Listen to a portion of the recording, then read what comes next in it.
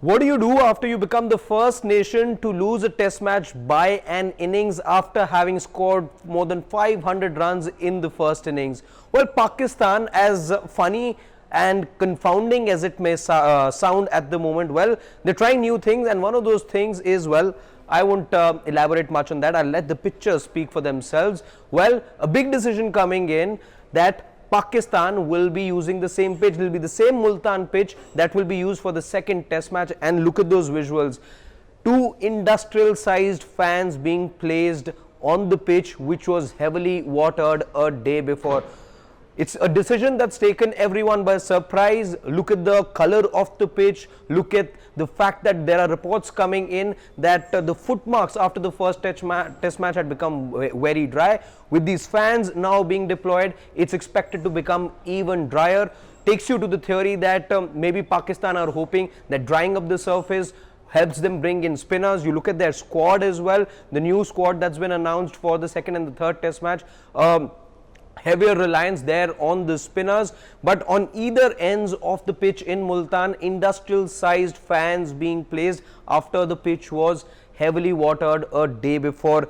That is what is the story in Pakistan cricket right now. You would think that they'd be moving away from a pitch that saw them get embarrassment in more than one way, but contrary to that, Pakistan have decided to go ahead and play on the same pitch. These are visuals which are rare in cricketing, in the cricketing scene, I would say. You see fans at times being used, dryers being used to dry up certain patches on a pitch when they get wet, and I'm talking about the outfield, but such heavy, such big fans being deployed on a pitch is a rare sighting, at least as far as I can recall. You can let me know in the comments if you can recall other instances, but to my knowledge, well, these are rare visuals.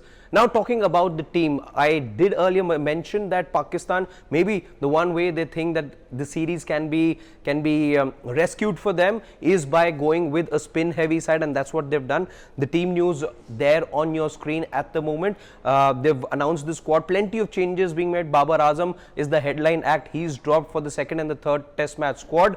Let's talk about England now. England could now expect the return of Ben Stokes. Ben Stokes, he's been out because of injury, but James Anderson, who's the bowling coach, who's overlooking this series, he's now back with the team. There was controversy about him playing golf and not being with the team at the time of the first test match, but he has given an insight that Ben Stokes is now raring to go. He's looking very good. He's bowling at full tilt, and as far as a team news or team update for England is concerned, it's not official yet, but we're getting to know that Ben Stokes could very well be making his return. So let's see how this same strip in Multan is now going to pan out in the second test match that's starting in a couple of days' time. Whether it changes the fortunes for Pakistan cricket, 11 matches at home now without a win, we will have to wait and see.